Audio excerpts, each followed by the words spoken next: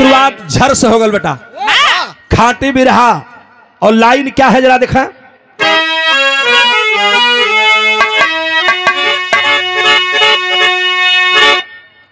कि सरजू भैया भैया भैया बाबू, सरजू तोहरी घाट किनार गांव बहादुरापुर मझार, जहां जन्म लिए हैं संत देव चौहान।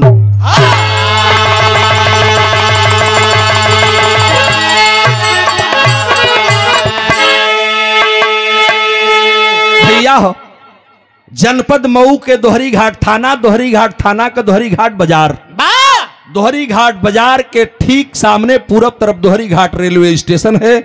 दोहरी घाट रेलवे स्टेशन से जब रेलवे लाइन केवल पार कर जाएंगे तो वही बहादुरापुर गांव है, जहां सर समाज की बस्ती है। हर समाज के लोग रहते हैं। उसी समाज में, उसी गांव में एक लाल पैदा होता है जो पूरे पूर्वांचल का सितारा बनता है। उस लाल का परिचय पाएंगे। नाम तो मैंने बताया है एसडी चौहान, लेकिन परिचय पाएंगे बिरहा में। एक लाइन तर्ज लगल बेटा,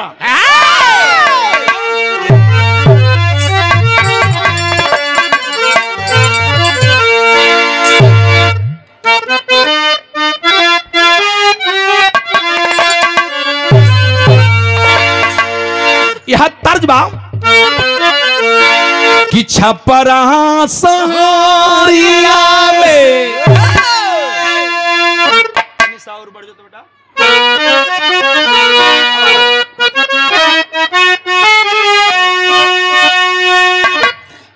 कि छपरा सहारिया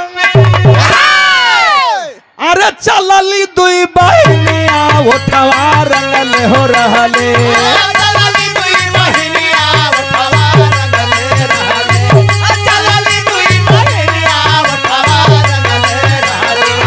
छपरा सहारिया से चलली दुई बहनिया उठवा रंगल हो रहले, चलली दुई बहनिया उठवा रंगल रहले, चलली दुई बहनिया उठवा रंगल रहले।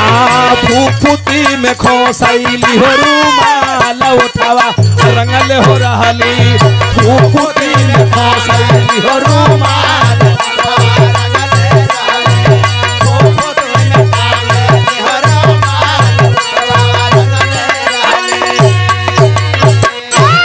लेकिन माई सूरजी देवी जी के एसडी साहब ध्यान मेरे तरफ रहे सम्मानित साथियों, कि माई सूरजी देवी जी के अरे संत देव सुगनवा नाम कहाला हो भैया,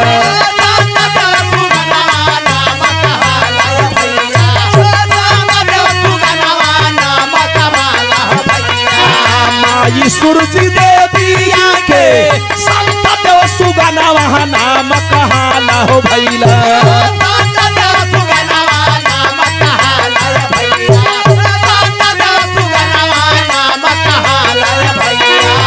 गौरी बन के हूँ मददगार नाम के हाला हो भैया, गौरी बन के हूँ मददगार नाम के हाला हो भैया, गौरी बन के मददगार नाम के हाला हो भैया।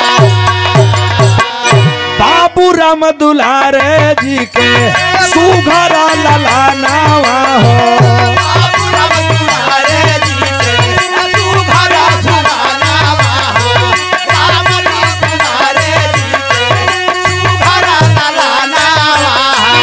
दोहरी घाट के बगल में बहादुरापुर गांव के रहने वाले राम दुलारे चौहान, जिनके परिवार में सूरजी देवी जी दुल्हन बनकर के जब आती हैं, पूरा बगिया हरा भरा हो गई लोहे पंचो। गांव के लोग बाहवाही करत बड़न, दुल्हा दुल्हन के जोड़ी अजीब बा, खुशी मनावल गई। धीरे धीरे जब समय बीतल तो माता सूरजी देवी की धीरे धीरे एक नहीं 4 संतानें हुई, जिसमें से एसडी साहब का नाम आज इतिहास में लिखा जाने के लिए तैयार हो रहा है। और जरा सा परिचय पाएंगे। बाबू राम दुलारे जी के सुघरा ललाना हो, बाबू राम दुलारे जी के सुघरा ललाना हो, बाबू राम दुलारे जी के सुघरा ललाना हो। या सडी चौहान प्रेम छोटा का बिराना हो,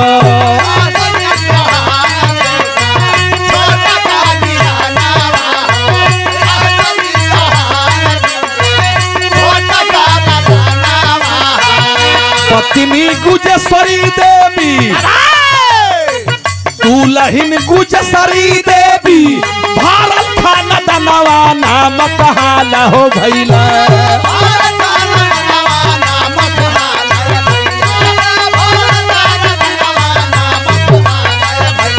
धीरे धीरे भैया संत देव चौहान जब जवानी पर दहलीज पर आते मेरे बाबूजी, पिताजी ने उनकी सगाई कर दिया। और जब सगाई हो गई दुल्हन आई, दुल्हन का नाम हो गुजेश्वरी। गुजेश्वरी देवी जब दुल्हन बन के परिवार में आती है, बाबू एसडी चौहान की बगिया सजने लगी। और जब सजने लगी तो परिचय पाएंगे। पत्नी गुजेश्वरी देवी भारत खाना दनवा नाम कहाला हो भैला।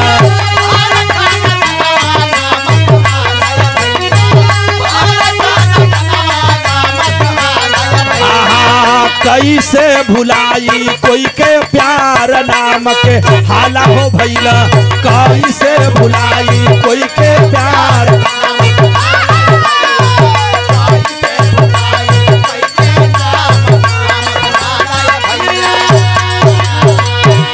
एसडी चौहान भाइयों के बीच में एक बहन आती है, जिन बहन का नाम आज भी इतिहास में अमर हो गया। माई सुरजी देवी का आत्मा जहां हो परमात्मा शांति देश। लेकिन एगो हो बिटिया जब जन्म ले ले रहलीन आज बचपन के बीच में, तो माई सुरजी देवी की साथ तो बहन जी के खुशी तनी देखें, भाव कितना ऊंचा है। मरा मेरी लाइन पर जरा सा गौर करेंगे। माता सुरजी देवी के औलाद जब तीनों हुए बच्ची होते बहनी के आगे तनी देखें, कितना सुंदर भाव है कि माई सुरजी देवी जी के आँखी का पुतारिया हो, माई सुरजी देवी जी के आँखी के पुतारिया हो, माई सुरजी देवी जी के आँखी के पुतारिया हो। बिटिया जन्मली गामा। इन भाइयों के बीच में एक बहन है गामा बहनी। मैं प्रणाम करता हूं बहनी अगर जहां भी हो। माता सुरजी देवी की संतानों में जब गामा बहनी का जन्म भइल, पूरा परिवार सज गईले पंचो। ये देखें स्टेज पर मंच पर पूरा परिवार सजा हुआ है, इसलिए लिखल गई रहल गीत के अंदर। माई सुरजी देवी जी की आँखी का पुतारिया हो, माई सुरजी देवी जी के आँखी के पुतारिया हो, माई सुरजी देवी जी के आँखी के पुतारिया हो।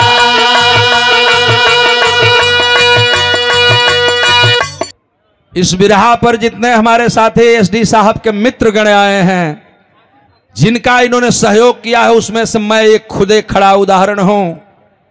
आज गौरी शंकराचार्य बिरहा गा रहा है, आपके घर का बेटा है, भाई है, हरदम आपसे मिलते रहते हैं। ये भी अगर देन है तो एसडी चौहान साहब की देन है। मैं आपको किस नाम से पुकारूं, मेरे पास वो शब्द नहीं है, इसलिए बैठ के तनी से 10 मिनट है बिरहा सुन ले, कितना बढ़िया देवताई मसीहा हुआ हो। एसडी साहब आप कुर्सी ले लीजिए, आराम से बैठ जाइए। जेके भोजन करे के करत रही, अब घबराए के ना। प्रमोद भैया उन्हें लगल हुआ, सब लोग लगल बा, रामनरेश जी भैया, छोटे लाल चौहान जी लगे हैं, सब लोग लगे हैं, आपके मित्र लोग बिरहा सुन रहे हैं सब लोग। ये बिरहा कैसन बा? आदरणीय राजेश कुमार चौहान जी, परम मित्र बड़े भैया आदरणीय आप राजेश चौहान जी, सादर सम्मान 500 रुपए के आए हैं।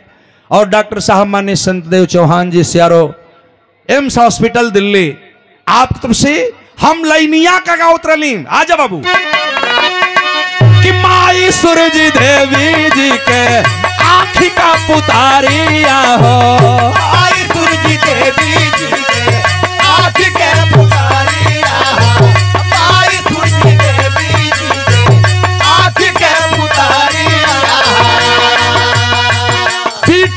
जनमली प्यारी कामा दुलारी आहो।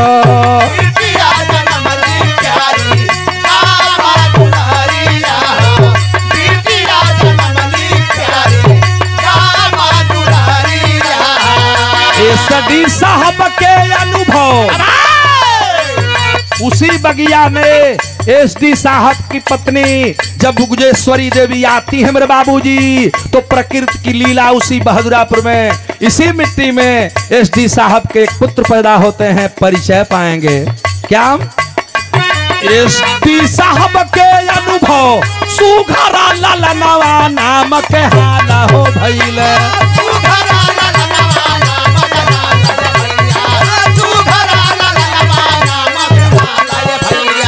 बिटिया नम्रता चौहान नाम का हाला हो भइला। बिटिया नम्रता चौहान नाम का बिटिया नम्रता चौहान नाम का। एसडी साहब के एक लड़के जिनका नाम अनुभव चौहान और एक लड़की पैदा होती है जिसका नाम नम्रता। नम्रता चौहान जी आज ऊंचाइयों को छू रही हैं वह बच्ची। जाओ उस बच्ची को मेरा आशीर्वाद लगे, आप लोगों का आशीर्वाद लगे। माई जे दुनिया में न बाटी वो माई का आशीर्वाद लगे। हम बिटिया नम्रता को बहुत बहुत आशीष देते हैं और अपील करते हैं कुदरत आपको कामयाबी दें। बिरहा के लाइन में भाव बदल गई, बिरहा के एक तरज लगत बा बेटा।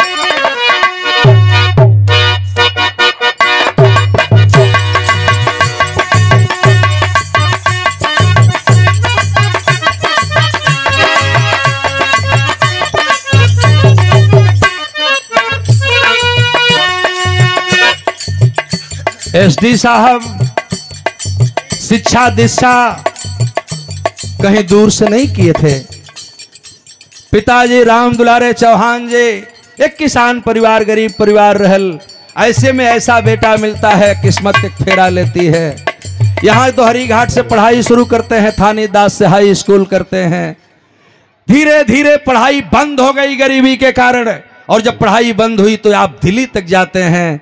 आ दिल्ली जब जात रहलन बिमले से एक बेर, तई गोड़े से विकलांग रहलन, एसी का टिकट ले ले रहलन, डिब्बा में चढ़े के प्रयास करे रहत रहन। लेकिन यहाँ के देखत हुई बा लोग एसडी साहब चलते हैं तो एक हाथ में वह जो हमारे यहाँ जेके लाठी बोलल जले, चले के सहारा जेके कहल जला, या बुढ़ौती की सहारा होती है लाठी, लेकिन इनके लिए बचपन में ही वो लाठी सहारा बन गई।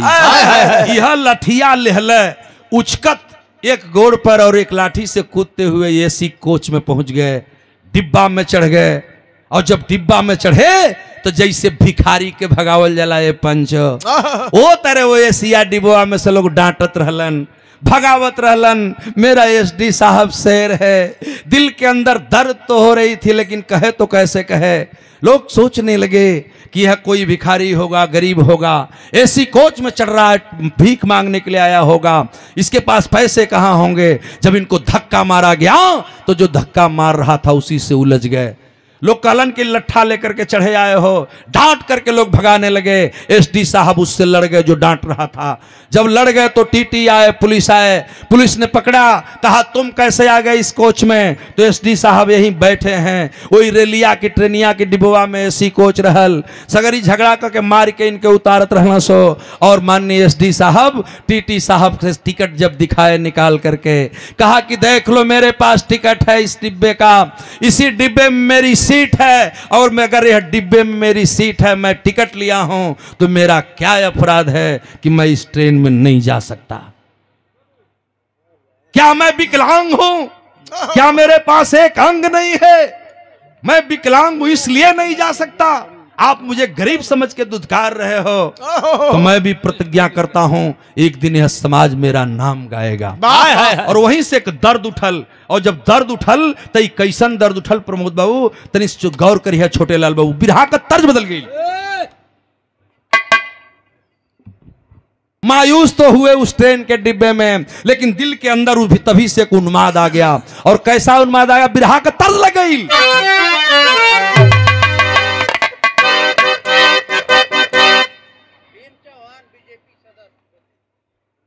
के दे दे करा, डिस्टर्ब मत करा है। यूट्यूबर भाई लोग डिस्टर्ब हो जाए हैं, ढेर काटे पीटे के परी बिरहा में। तनी सब बिरहा का भाव देखें। गीत कौन लगी?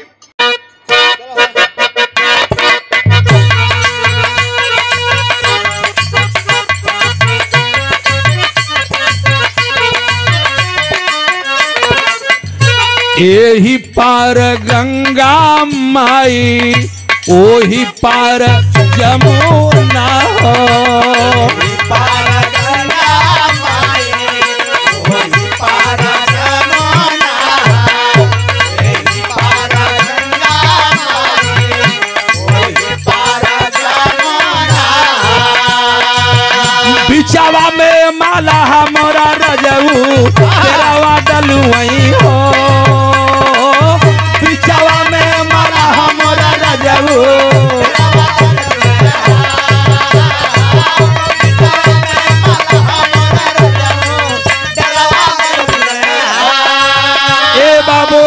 बिरहा सुनने वाले हमारे पंच गोसाई, जब यह आपका लाल एसडी चौहान दिल्ली में गए, दिल्ली में कहीं पेट भरे के जुगाड़ ना रहले पंचो। हाय हाय हाय, ढेर दिन ले दिल्ली की धरती पर ठेला पर केला लाद करके, ठेला पर केला लाद के हो छोटे लाल बाबू, और वही ठेला पर केला से ना पेट ना भरल तो ठेला पर सब्जी लाच के बेचे शुरू कैलन। अब आप समझ सकते हैं कि एक अंगकायाद में एसडी चौहान साहब की उस समय क्या स्थिति रही होगी। लेकिन संघर्ष करते हुए बेटा जो है दिल्ली में ही सोच लिए कि पढ़ाई तो घर पे पूरी नहीं कर पाए, यहां से हाई स्कूल करके निकले थे, दिल्ली में इंटर करते हैं, बीए करते हैं, एमए करते हैं। बारे भाग्य मन के अंदर एगो ललसा रहल। ललसा कौन रहल तनी हई देखें।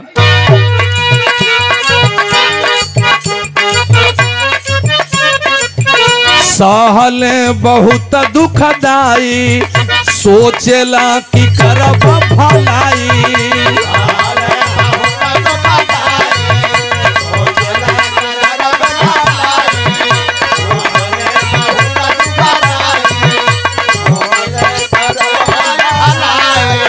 बीआईएम दिल्ली में पढ़ाई कैले हो, बीआईएम दिल्ली में पढ़ाई कैले हो, बीआईएम दिल्ली में पढ़ाई कैले हो। कैसे जान सेवा होई साहब।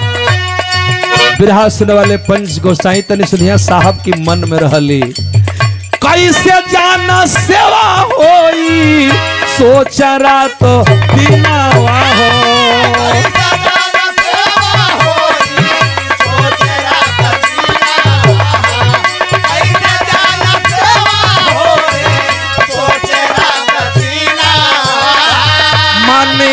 एसडी साहब सोचने लगे मैं तो गरीबी में पला हूं, बढ़ा हूं, गरीबी को नजदीक से देखा हूं, गरीबों की सेवा कैसे करूंगा, यह टीस सतावत रहल मनवा में हो। ए बाबू भाग्य साथ दहलस, एक दिन करिश्मा हो गई। कौन? कैसे जन सेवा होई, यह सोचे मनवा हो। तौले प्रमोद यादव जी भैया बाबू जानत हुआ करिश्मा का हो गल हो कि नौकरी पगैला तवले यम सदार म्यानावा हो।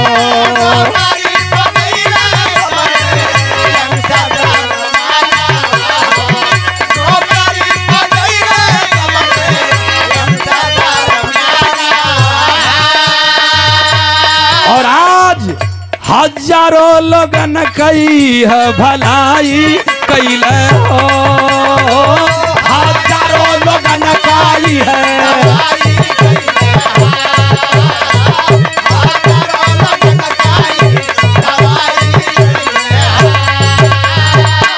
अपने हाथ से जब एम्स में जाएंगे मेरे बाबूजी, मैं एक बार नहीं कई बार गया हूं और मैं देखा हूं जिस ऑफिस में सीआरओ ऑफिस में आप बैठते हैं भीड़ लगती है और सारे लोग जितने निरीह गरीब हैं आप ही का इंतजार करते रहते हैं।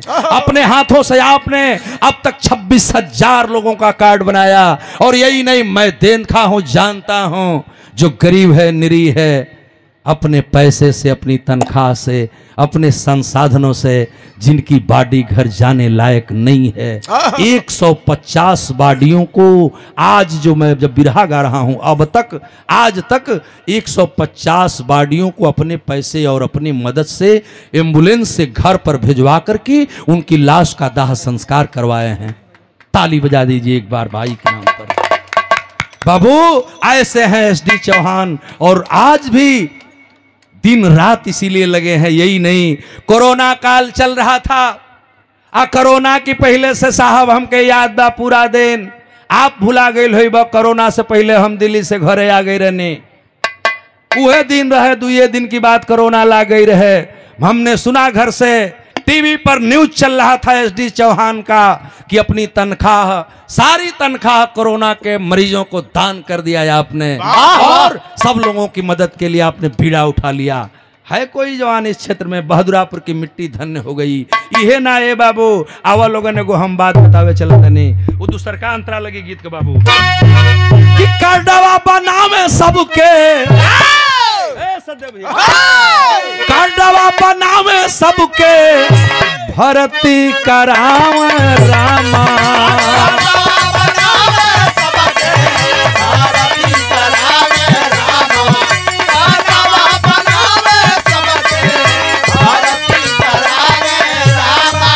जे बाया सहाय बाडी घर पहुँचावे रामा,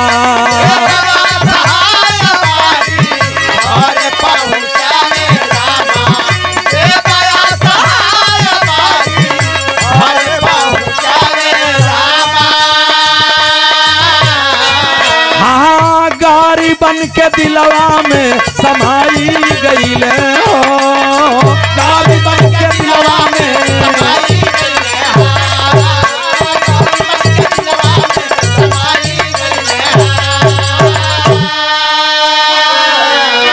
वही लाल कितना बढ़िया लाल भैलन, क्यों है लाल भैले दोहरी, उहे एसडी साहब दोहरी घाट का दुलारुआ हो,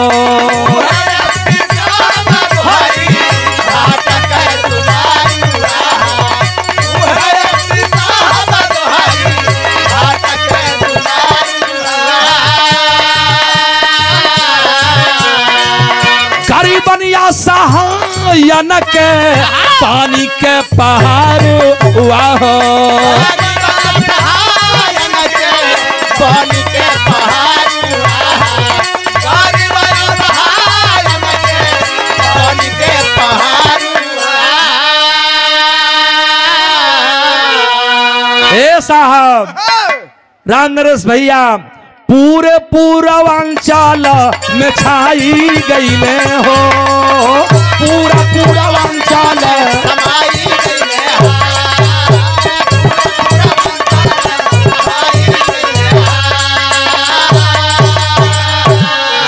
जाता है नंबर मिलता है, नंबर नहीं मिलता है एसडी साहब से संपर्क करता है। हम लोग जैसे एसडी साहब से बात करते हैं तो बात का वजन इतना है, बात को सम्मान करते हुए आप काम करते हैं और तमाम लोगों को जिनका कोई सहारा नहीं उनका सहारा बन के एम्स जैसे एशिया का सबसे बड़ा हॉस्पिटल बाबूजी उसमें भर्ती कराते हैं। अंतोगत्वा दवा दारू होती है, नहीं अगर ठीक हुआ पैसा नहीं है बाडी घर कैसे जाएगी। अब तक मैं बताया 150 से ऊपर बाडी घर भिजवा चुके हैं और आज वही हॉस्पिटल में अपनी माई के खो देना हो, ये पंचो ये तने ना हो, वही हॉस्पिटलवा में आज माई छूट गई, सुरजी देवी साथ छोड़ के चल गई, लेकिन साहब सबके बचौला अपनी माई के ना बचा पौला नहीं।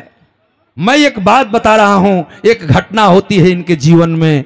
बहुत पहले इनका एक ही लड़का, बड़ा लड़का इस दुनिया को छोड़ के जा रहा था। एक बार हिम्मत टूट गई जब बाबू ये दिल के छोड़ के जात रहलन, बाबूजी का हिम्मत छूट गई, एसडी साहब का हिम्मत छूट गई। लेकिन ए पंचो बेटे के मरण को भी बर्दाश्त करके एसडी साहब अपने परिवार के लिए, इस बहादुरापुर गांव का नाम रोशन करने के लिए, दोहरी घाट क्षेत्र का नाम, पूरे पूर्वांचल के गरीबों को बचाने के लिए दिन रात एक कर दिए। तो भाव देना पड़ा। डॉक्टर जगत चौहान साहब वो भी एम्स में ही कार्यरत हैं और माननीय जो माननीय डॉक्टर एसडी साहब के भतीजे हैं, तो साहब से भी जरा भेंट करा दीजिएगा, बता दीजिए कि वह आचार्य हूँ। आज बिरहा गाओ तना मंचे पर भैया हो साहब एसडी साहब का बड़ा पुत्र दुनिया छोड़ करके चला गया। शेर पूर्वांचल का एसडी चौहान अपनी हिम्मत को नहीं हारता है। गरीबों की मदद करने के लिए दिन रात एक कर दिए, दिन रात एक कर दिए। तो पूर्वांचल के लोग उनकी गाथा गाते हैं। और आज वही पूर्वांचल का जवान काम कि बनल मसीहा दोहरी घाट के दुलारू आहो,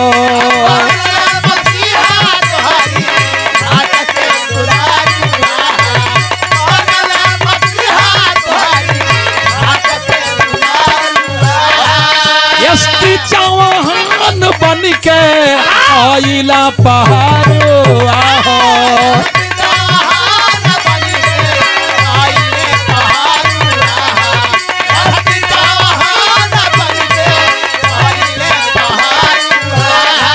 पूरे पूर्वांचल में छाई गई हो, पूरे पूर्वांचल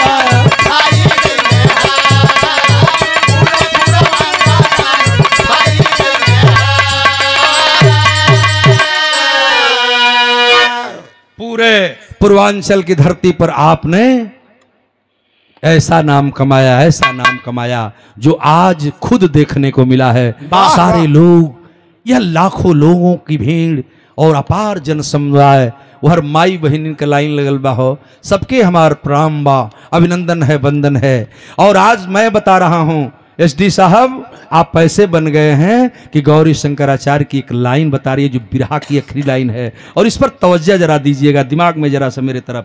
एगो कौन गीत बा बेटा, आप धुन बदली, बिरहा के आखिरी धुन बा।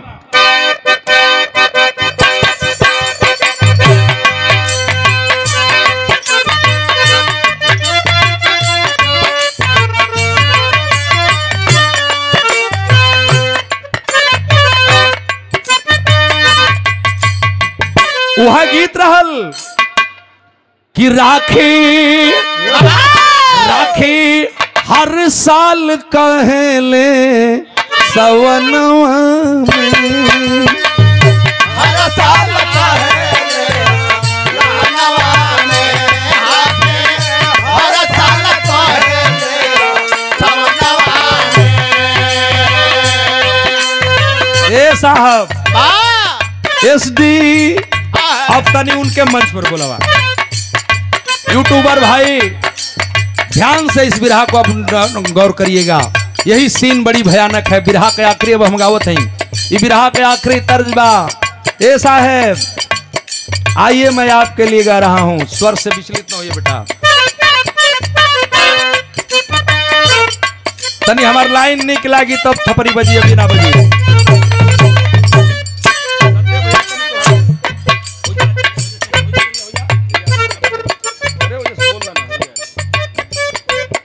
बिमलेश एसडी साहब, यह हूँ एसडी साहब, देख लो लोग इनके नीचे से ऊपर ले। लक्ष्मी प्रियदर्शी जी हमारी बगल की गायिका हैं, बिरहा जगत की सम्राट हैं। आप भी आ जाइए, थोड़ा सा खड़े हो जाइए इधर बगल में, और देखिए नजारा एसडी साहब का। यही वो व्यक्ति हैं जो गौरी शंकराचार्य को बिरहा गवा रहे हैं। अब हमारे को लाइन सुन लिया, ये दोनों जना कहता नहीं जा। एसडी साहब मैं कह रहा हूं, वो लक्ष्मी प्रियदर्शी भी कह रही है इस लाइन को, जानत है। एसडी साहब तू बसेला पराना,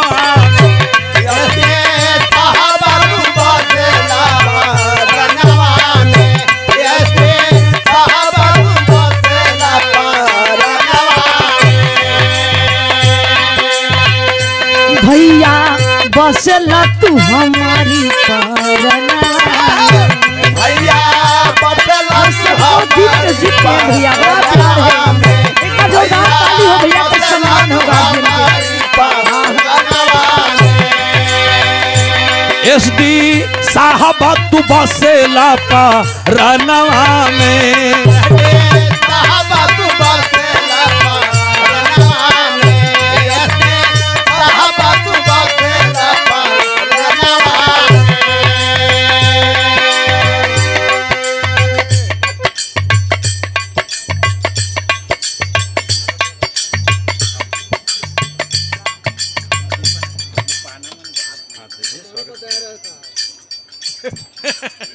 यही खातिर न बोलो कि तोहनो लोगन परिचित हो जा लोग। फोन जाई तो जरूर मदद करब। अरे लक्ष्मी तू खाली फोन करी हा, फोन करी हा, एकदम मदद होई, जरूर मदद होई। ऊपर वाले भाई आपकी मदद कराएंगे। तनी सा भाव देखा है बिमलेश। एसडी ये हमार लाइन है, राम नरेश भैया की लाइन है, छोटे लाल चौहान की लाइन है। एसडी साहब तू बसेला पा रनवा में, राजेश साहब तू बसेला पा रनवा में, साहब तू बसेला पा रनवा में। तोहर नाम होला सगा रोजहानवा में,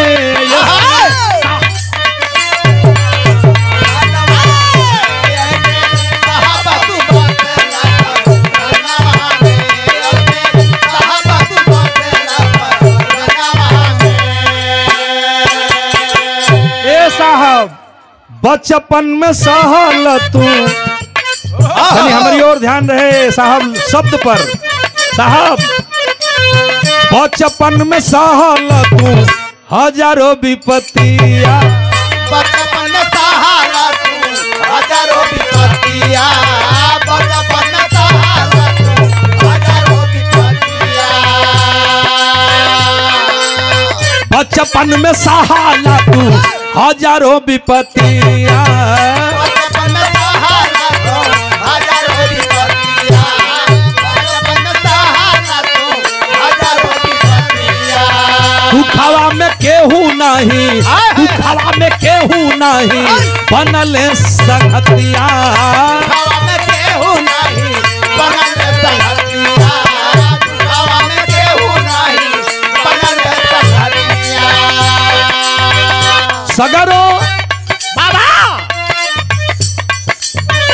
सगरो दर्द सही गईला अपने तनवा में, एसडी साहब तू बसेला पा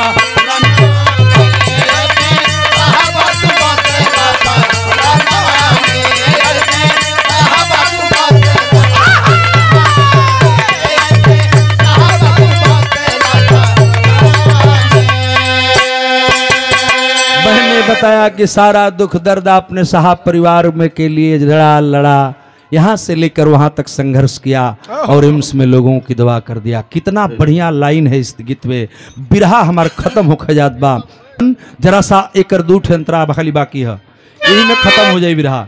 बाबू साहब हमार परिचय बतावल गई कि आपने हिम्मत नहीं छोड़ा, और हिम्मत नहीं छोड़ा तो क्या किया, और आगे जाकर के मैं आपको बताने जा रहा हूँ।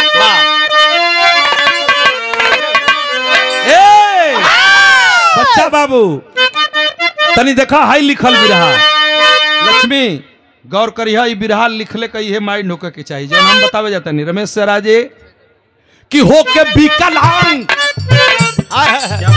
होके विकलांग अंग, होके विकलांग अंग दूसरा का जोरेला, होके विकलांग अंग दूसरा का जोरेला, होके विकलांग अंग दूसरा का जोरेला।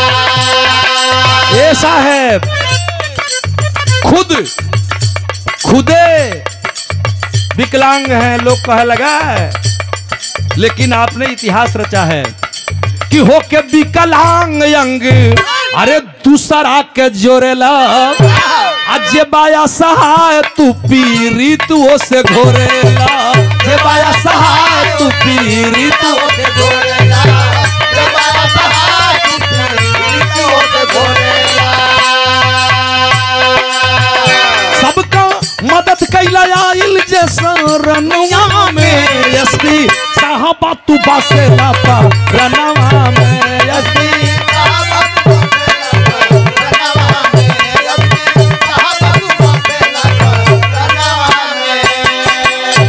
अपन औलाद छूटल ऐसा है अपन औलाद छूटल हिम्मत ना टूटल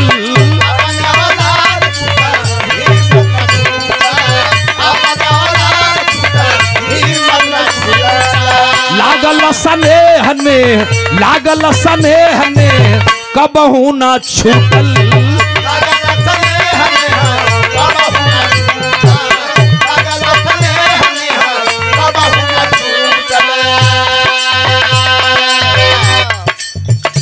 मदद करत रही दिल्ली दरमियानवा में हरदम मदद करत रही दिल्ली दरमियानवा में एसडी साहब तू बसेला परनवा में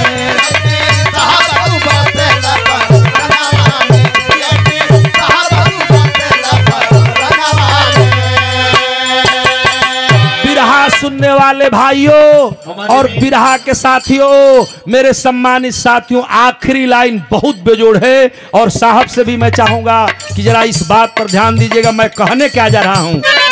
बच्चा बाबू ये आखिरी लाइन बतावा तनी बड़ी बेजोड़ बा, जाना तनी का आज का कुल श्रद्धांजलि यही में बा। आपने बहुत बढ़िया श्रद्धांजलि किया है, लाखों लोगों को बुलाया है, माताजी को स्वर्ग में उच्च स्थान मिले, लेकिन यहाँ के पब्लिक की एक आशा है, लोगन के आशा बा पर एक खरा उतरे के परिया वो आशा कौन बजाना तड़म ए साहेब रउए से लागल बाटे रउए से लागल बाटे क्षेत्रवा के आशा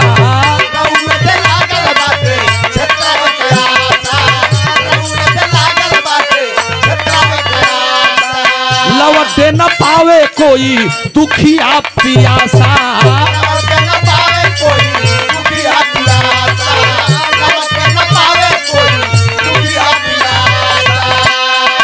रउए से लागल बाटे एसडी साहब रउए से लागल बाटे क्षेत्रवा के आशा लौटे न पावे केहू दुखिया पियासा लौटे न पावे कोई दुखिया पियासा लौटे न पावे कोई दुखिया पियासा। राम नरेश जैसन मीत राम नरेश गौतम दिल्ली वाले मेरे बड़े भैया जो उनकी दहनी आह हैं, इसलिए मैं आपको हिम्मत देता हूं जिनके लिए कि राम नरेश जैसन मीत बा यही जहानवा में एसडी साहब तू बसेला परनवा में एसडी साहब तू बसेला परनवा में एसडी साहब तू बसेला। आचार्य गौरी शंकर सबके लिए सबका निवेदन है, मेरी एक लाइन की गीत आखिरी है जो मैं बता रहा हूं, सुन लीजिएगा इस चीज को। क्या कि आचार्य गौरी शंकर ना ऐसा है आचार्य गौरी शंकर ना भूलई है प्रीत के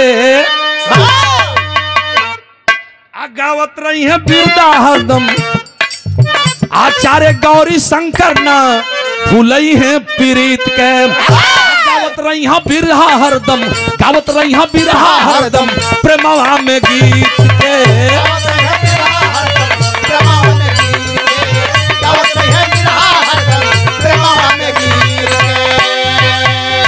सेवा भाव भरल बाटे हमारे मनवा में सेवा भाव भरल बाटे हमारे मनवा में एसडी साहब तू बसेला परनवा में एसडी साहब तू बसेला परनवा में एसडी साहब तू बसेला परनवा में एसडी साहब तू बसेला। और वही एसडी साहब संत देव चौहान आज इस दशा में पहुंच गए बच्चा बाबू कि उनके दिल के अंदर एक कसक है और कसक कितनी लंबी हो गई है, यह लाइन कष्ट होता है। साहब साहब सादर सादर सादर सादर और कितनी कसक लाइन है बेटा, स्वर वहीं जो जहां दे रहे थे। कि काहे के रोवा गईलू माता जी। आज एसडी साहब रो रहे हैं, लाइन कह रहे हैं कि काहे के रोवा गईलू माता जी। आज वही साहब कह रहे हैं फोटो देख के कि काहे के रोवा गईलू माता जी। हमनी के कहाँ बिसरा गईलू, काहे के रोवा गईलू माता जी। हमनी के कहाँ बिसरा गईलू, काहे के रोवा गईलू माता जी। हमनी के कहाँ बिसरा गईलू, काहे के रोवा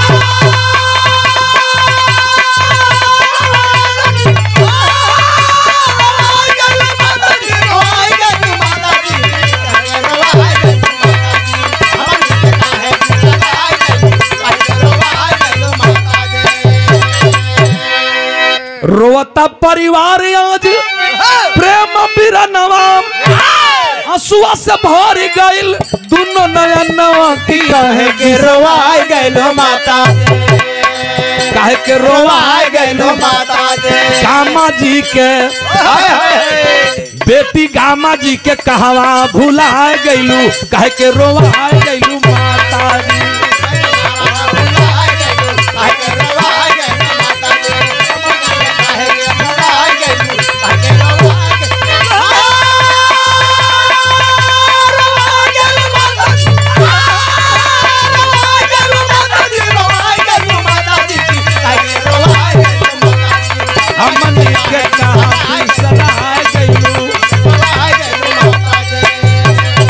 अखिया बरस के रोवे, अरे अनुभव चौहान हो, सथवा में रोवा तारी नम्रता चौहान हो कि असुआ बहा गईलू माता जी।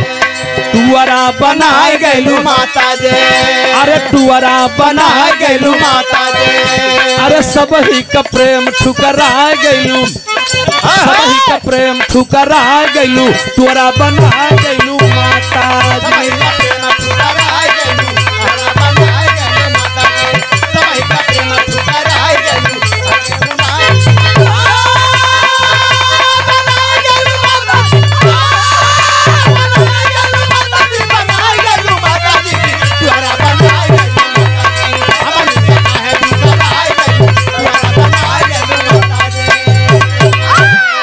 चारू ओरी ताकि सुन लागल बखरिया, कहीं नहीं माई आज लौकलू नजरिया कि कहाँ बिसरा गईलू माता जी। आचार्य गौरी शंकर से गवाए गईलू।